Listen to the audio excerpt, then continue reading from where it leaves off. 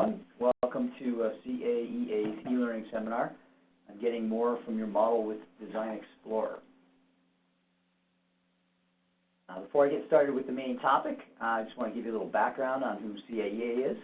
We are an engineering consulting firm in Middlebury, Connecticut, and we specialize in FEA, CFD, and in electromagnetic analysis. We've attained a new hire in the last year that has added that capability to our tool set. We've been an ANSYS channel partner since 1985, and we provide sales and support as well as training for all the ANSYS products in our area. Today's e-learning seminar is part of a series that we've been presenting over the last several years where we pick topic-specific presentations, and we will do them live, usually on a Tuesday at 10 a.m. and then again on a Thursday at noon. This week was a little different because of the holiday. Those e-learning seminars are all recorded, and you can access them via our website, either from the resource library, or if you go to our YouTube channel, or simply go to YouTube, search on CA Associates, and you'll see the list of, we've segmented them into structural and CFD e-learning seminars. If you are a New Jersey or a New York resident and you are looking to earn continuing education credits, we just ask that you attend the full webinar and then complete the survey, which will be emailed to you afterwards.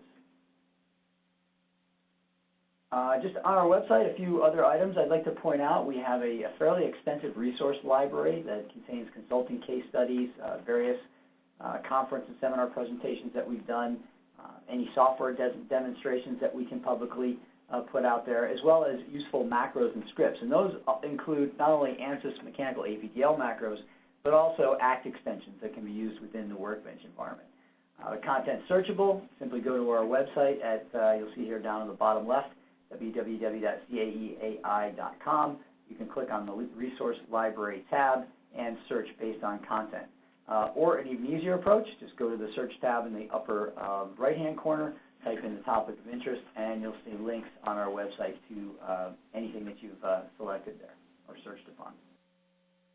We offer a weekly engineering blog, and we would encourage people to read these and offer their comments or questions. We're always looking to get into a nice engineering discussion with the engineering community through our blog access. We hold regular training courses. These e-learning seminars are on that training calendar as well. You can check and see what we have planned for both e-learning and standard training by going to the calendar, and you can also register for the classes there directly. The other option is to call our office, which we'll show the number in a moment, and you can talk to Christina directly about registering for a class. Okay, on to the topic at hand. So why talk about the DesignXplorer tool? DesignXplorer is a component of ANSYS Workbench that's been around for quite a while. Up to recent releases, it was actually an add-on feature. It allows you to do a variety of things, basically take your parametric model in Workbench and determine the sensitivity of that system's response when you vary the input. Now, I don't want to say this is entirely Workbench-oriented. It's not limited to Workbench. You can also use APDL macros and other inputs. And basically, DesignXplorer is sort of a generalized optimization tool that exists within the ANSYS Workbench environment. Today, we'll be talking about how that pertains to using ANSYS Mechanical, and we'll show you how we can use this tool to identify critical input variables that play a dominant role in the response. I'll show you how we're going to use a response surface approach to develop a surrogate function. That surrogate function takes the place of the analytical solves and allows us to very quickly and rapidly do predictive response of the system. We're then going to, once we have confidence in those response surfaces or that surrogate function, we're going to use that with an optimization scheme to determine an optimum setting based on a set of goals and constraints. And if we needed to, we could also determine the robustness of the design, taking a Six Sigma approach, where we will define our inputs from a probabilistic standpoint and look at the probability of various response quantities from the model. And the other reason to talk about DesignXplorer now, as I mentioned a moment ago, if you're running ANSYS Release 18, then you very likely already have it. What ANSYS did with their licensing in version 18 is they bundled the DesignXplorer tool with pretty much all of the mechanical products. So if you have Mechanical Enterprise, Premium, Pro, Enterprise Prep Post, or even a Design Space license, Autodyne 3D is another one, you will have access to the DesignXplorer tool. It's also bundled with several of the CFD and the electronics licenses, as I'm showing here on the bottom of the page. Now, this particular e-learning seminar is part 3 of a series that we began conducting last year. Part 1 dealt with setting up your parametric geometry using either your CAD system or any of the 2 ANSYS geometry modelers that are available, Design Modeler and SpaceClaim. Part 2 of the series then took that geometry, that parametric geometry, into mechanical and discussed the various ways that you can define your input and output quantities within ANSYS Mechanical. Now for part 3, we're going to focus on the optimization tools that are available now that we have that parametric model in place. So this presentation is also being recorded. It'll be available for later viewing on the website or the YouTube channel. We'd also like to point out that we are offering a 1-day training class on DesignXplorer. That'll be in our Middlebury office on April 7th of this year. As I said, you can register through the class through the website on the training calendar, or you can call our office at the number shown here, 203-758-2914. So just a quick review of parametric modeling, or the approach to parametric modeling. One nice thing about the ANSYS Workbenches environment is that your model, everything about it is inherently parametric. So your input quantities are typically going to be things like geometric dimensions that either come directly from your CAD model or from a combination of the CAD model and one of the ANSYS geometry tools that we mentioned before, Design Modeler and SpaceClaim. Your element properties like shell thickness and beam cross-sections can be made parametric. Your material coefficients, your mesh sizing controls, contact settings, as well as load magnitudes can all be defined as parametric inputs. The output quantities that we're typically tracking would consist of volume and mass if we're doing something like an optimization, and any of the constraints may be related to the finite element model results, such as reaction forces, deformation, stress, and strain.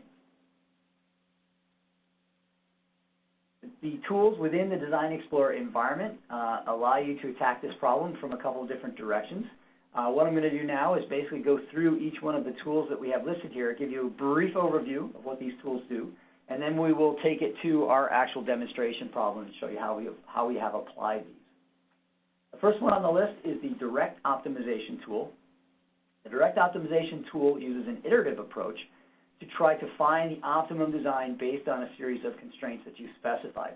Now, this is an important, one important point about the Direct Optimization approach is that the solution process is serial in nature because the optimization decisions are being made based on actual solves.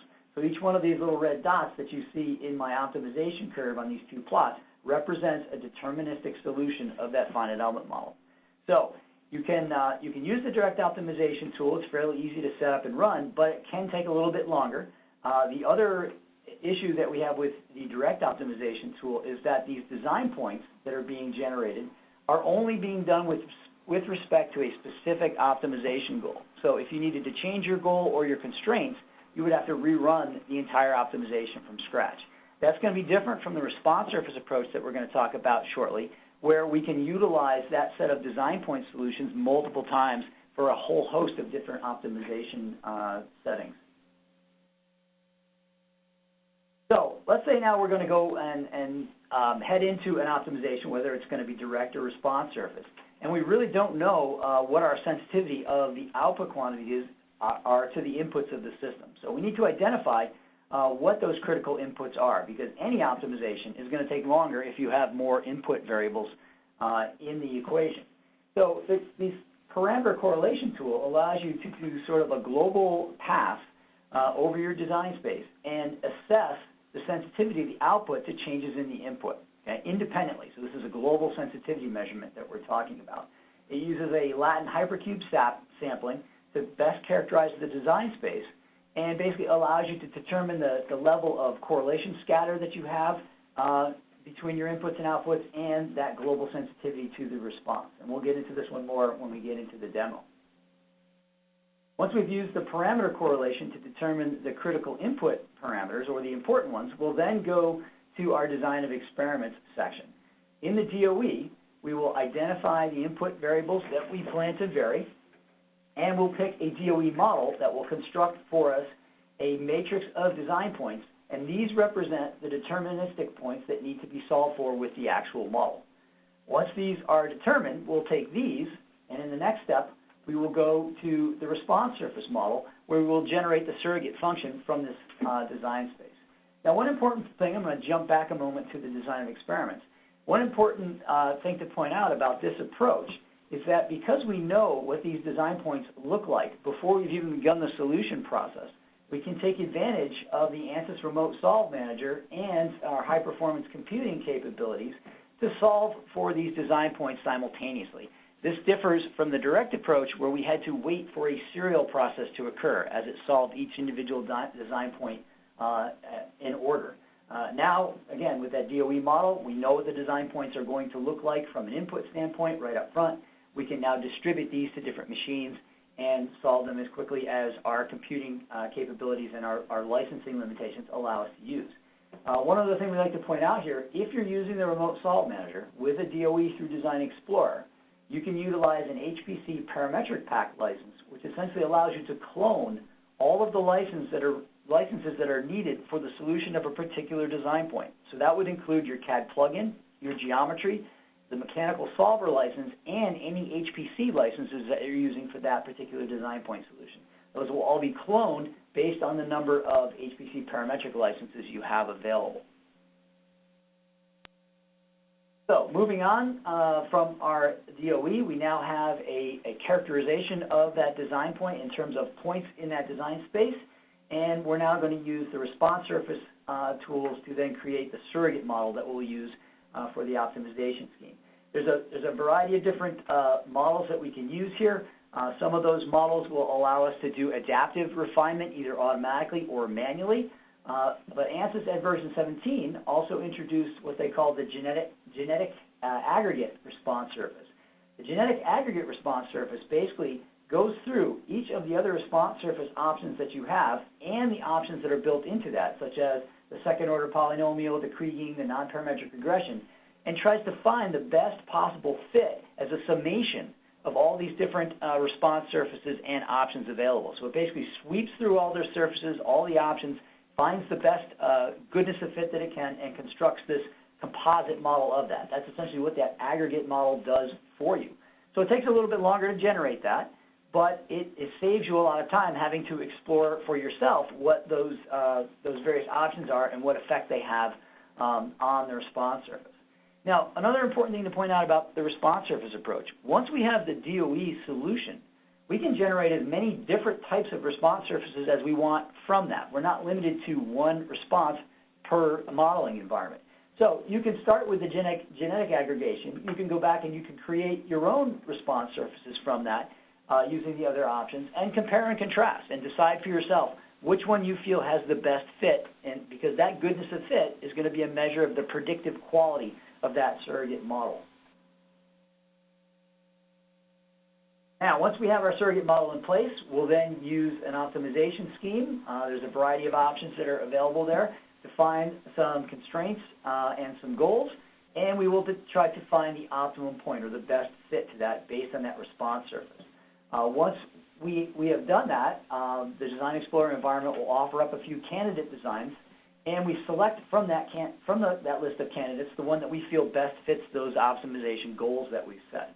Once we've done that, we can right-click on it, add in what's called a verification point, and request that Workbench goes out and generates one more deterministic solve, and then gives us a direct comparison of the surrogate model solution to the actual deterministic model solution for that last peace of mind that our response surface is accurate and predictive. And then lastly, there's the Six Sigma analysis tool.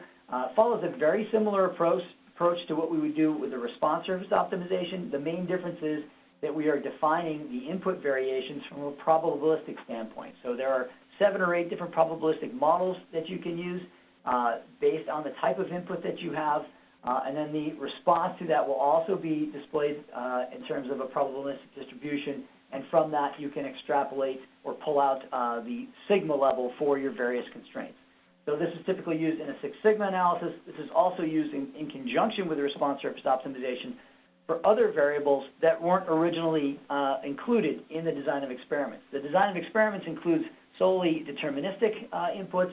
The Six Sigma can put stochastic inputs in there as well to help you figure out, okay, what happens if, you know, some other input variable like a material coefficient is going to vary based on some probabilistic distribution. So you can use these two in conjunction with each other to determine the robustness of your design.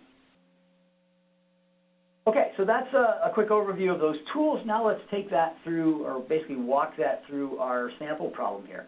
In parts 1 and 2, we looked at the ways that we could set up a parametric model from our Lego Man character here. So we pulled the hip part out of the Lego Man assembly. Notice we're using SolidWorks here as the driving CAD software. And we set up a parametric model based on Lego Man's hip joint. So the inputs that we're using here for our optimization are coming directly from the SolidWorks CAD model. They're going to include what I refer to as P11, the base thickness. P16 is the back thickness of that cylinder. P12 is the diameter of the peg that the legs clip into. And then we have two other input quantities here, P13 and P14, which are the radii between the base and the back, and then the radius at the base of the peg. So we're going to use those as our input quantities initially. So let me switch over now to the workbench environment. Pull this onto the screen here. And let's start out. We have a correlation study. We have a design of experiments with response surface and optimization. Let's kind of take it through its paces. So let's make the assumption that we don't really know what the sensitivities of our model are. So we're going to start out with the correlation tool. In the correlation tool, we are including all of those input quantities. We are specifying ranges for each one of those input quantities, so reasonable ranges that we think these particular variables could see in the design space that we have. And then in the parameters correlation, we're going to specify this number of samples that we would like to create. So how many samples are we going to allow that Latin hypercube system to create and solve? And also, let's set some values for mean accuracy and standard deviation. So if ANSYS starts to see that in a particular region of the design space there are similarities in the response and in the sensitivity, it may eliminate some of these Latin hypercube points. So let's take a look at what we did here. I set this up, I generated my points, I asked for 100 points. When I solved, notice that ANSYS came back, or basically stopped at design point number 60. So in the process of going through that original set of 100 points, it determined that certain points were not necessary because they were close enough to the standard deviation of the surrounding points in a particular area of the design space. One other thing that the parameter correlation is useful, that I find anyway, is in looking at the feasibility of your design points being regenerative. Oftentimes it's difficult to tell if you have multiple input parameters. It's difficult to assess what variations of those, or combinations of those variations of those design inputs could result in a part that can't be regenerated by the CAD tool. So when we use the parameter correlation, we kind of let it sweep through the design space, and it will identify failed design points, at which point it just continues on to the next design point. And that gives you an idea of various combinations of those parameters that have issue being created. We can take any one of those failed points, we can basically copy it to the parameter manager, make it the current design, go back and try to update it manually to see where that conflict is occurring. It'll tell you whether it's a geometry update error, a meshing error, or a solution error, and you can go back and you can assess what's happening in the model at that point and refine your ranges or your input selection pick accordingly. So once we have that set of solutions from the correlation tool, we can start to look at things like the global sensitivity of those parameters. So if I look at my sensitivity chart here, it's a little difficult to see the text, but down on the bottom, we're looking at the output for the geometry volume. We're looking at the total deformation that we're seeing in the system, and then we're looking at the stress at those two fillets based on variations of those input parameters. If we look up on the volume here, we can see that it's heavily associated with that base thickness on the top of the part, the peg diameter, and the back thickness. That makes sense. Those are basically the bulk dimensions of that geometry. When we go to the total deformation, we can see that there's very little sensitivity at all, basically a negligible amount of sensitivity to anything but that base thickness. Well, what was that base thickness? That was that top section here, how thick we make the top of the part. When we look at the fillet radius stress, for the fillet radius located here on the underside of the back, what we see is that we are highly sensitive to that fillet radius itself, obviously, and also that back thickness. When we go to the radius at the end of the peg, we see that the peg diameter and the fillet radius at that location become the dominant variables. So what does this plot tell me right up front here?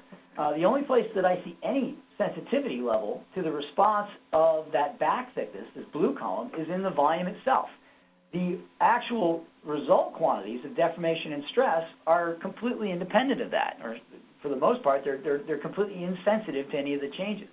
So that tells me two things. One, I can basically eliminate this variable from the active list in my design of experiments and simply set it to what is my minimum, say, manufacturable value for that section. I can set it to a constant value and not worry about it adding design points to my design of experiments as a result. The other things that we can look at from the correlation tool, we can start to look at things like the correlation scatter. This is another way for us to assess the level of sensitivity to the output to certain inputs. So here we're looking at the geometry volume with respect to that base thickness. We can see there's a positive trend, so there is some correlation between the two, but there is a fair amount of scatter there. And this is understandable, because if we go back to our sensitivities, the volume of that part is also sensitive or dependent on the peg diameter and the back thickness. So that base thickness itself doesn't tell the entire story in terms of what's happening with that volume. If we go back and we look at the deformation, remember that the deformation appears to be solely dependent on that top thickness. So if we look at that correlation scatter, let's change this to total deformation, we can see that there's a very close grouping, so very little scatter around that trend, once again indicating that there's a very dominant association between that back thickness and the overall diameter, or the overall thickness at the top of the part. So that's given us an idea from the correlation standpoint what our dominant inputs are, what inputs are we need to include in that DOE, and what inputs we could potentially set to constant values when we get to the design of experiments. So moving on to our DOE, you can see from my list of parameters here that I've unchecked that back thickness there, and I've left the remaining 4 variables intact. I go through once again, I can reset the ranges here. I'll often use the same ranges that I used in the correlation study unless I saw that there were some non-regenerative points, in which case I will go back and tighten up the range that I'm seeing on those parameters. Now these parameters can be defined as either continuous, so basically we're saying plus or minus some percentage, or they can be discrete values. So if it were something like a bolt size, that would be discrete values of 3/8 of an inch, half an inch, 3/4 of an inch. So we go through and we basically define the ranges on all of our design of experiments input variables. The next step is to then go and pick a particular design of experiments model. And there's a whole host of these available. Each one is good for a particular application. These are the types of things, recommendations that we'll be making in that training class that we're holding on April 17th here in Middlebury. For today, I'm going to be using the central composite design for a number of reasons. For instance, it has a full factorial capability. So what that will do is allow me to basically use the minimum number of design points needed to characterize my space. So for 4 variables here, you see that central composite design with the full factorial is asking for or basically generating 25 design points to characterize that space. So we generate those solutions once again either by a serial approach if we have one computer. If we have multiple computers in a cluster with RSM, we're going to try to send as many of these design points out as possible to be solved simultaneously, again, depending on the number of licenses we have available and the number of CPUs that we can use simultaneously. So moving on from there, we'll go back to, we're done with our design experiments, and now we're going to start to fit response surfaces. And once again, once we have these design experiments, basically this matrix solved for all those points, we can start to add multiple response surfaces to it by simply dragging and dropping a new response surface onto that DOE. So my general recommendation here is, don't just be satisfied with one response surface. Go and look at a variety of different ones. You may even find in the process of evaluating those response surfaces that you don't have a very good fit in certain areas of the design space, in which case you may want to go back and add refinement points, which are deterministic solutions once again, or have it automate that refinement level using basically the sparse grid initialization method. Again, another thing that we'll talk about in detail when we get to the training class. Today we're just going to be showing that genetic aggregate response surface, and just to give you an idea of what that looks like, we can turn on the design points. Here we're comparing the base thickness and the peg diameter to that geometry volume, and as you can see, we obviously have a very good fit there. That's pretty straightforward. It's just volume. We start to work our way down through some of the other sensitivities. Let's look at the deflection versus the base thickness in that diameter. Clearly, there's not a lot of effect of the peg diameter on that deflection. It's really almost a 2D response here, where it's entirely dependent on that base thickness. And we should expect to see that because the correlation study essentially gave us that information early on. Now we can start to compare, again, things like the base fillet stress. One other thing I did here that I neglected to mention was another tool that's been included in your ANSYS mechanical licenses is the fatigue tool. So I set up a fatigue analysis, and I calculated the minimum life for each one of these design points, and then exported that minimum life as an output quantity. So we can now go back and look at the life of that part, or the minimum life value based on changes in the fillet radius, and in this case the base thickness. And you can see that the life has a fairly steep slope as you get towards one corner of that design space. So again, we're going to go through. We're going to look at these various responses. We're going to evaluate the goodness of fit of that response by looking at the goodness of fit plot, as well as the R-squared residual values. We'd like to see R-squared residual values that are close to 1. If I have a value of, say, like 70%, we're going to see points that are off that curve. We'll also see those points kind of hanging out in space, not necessarily being captured directly by that response surface. So again, situations like that, we're going to want to go back and maybe do some localized refinement of the response surface by peppering that area with more deterministic design points to make sure that our curve fit is good, so that we have full confidence in the predictive quality of this model. So once our response surfaces are set, we're happy with that, we're then going to go into the optimization phase. So in this case, we drag a response surface optimization onto that particular response surface. And at the first step in that response surface is to go in and define basically your goals and your constraints. So we're using two goals here. We're going to try to minimize the geometric volume, and we're going to, at the same time, try to find the minimum total deformation. So we want to make this part as small and as stiff as possible. The goal here is to try to reduce the amount of material that's being used and maybe save some cost in that area. Well, we have some constraints on those goals. Those would be keeping the equivalent stress that we see at that fillet radius less than some value, in this case 17 megapascals. And also we'd like to see a life that's greater than, in this case I picked a value of 1500. Now we've got a couple different optimization methods that you can use depending on the types of goals and constraints. In this case, we have options between screening the response surface and a multi-optimization goal analysis. I chose screening in this case, and when we go and solve for this optimization, it goes out, it queries that response surface very quickly, and it shows you pictorially. Basically, each one of these points is a query of that surrogate model. So where the deterministic solution in this case took approximately 5 or 6 minutes per point, and that could be hours for more complex models, here it's grabbing these points essentially in real time for you, because it's just simply submitting them to that mathematical surrogate function. It comes back with a list of suggestions, again, these candidate designs. And you can select a particular candidate design, as I mentioned before, create a verification of that point, and evaluate how well that curve was fit.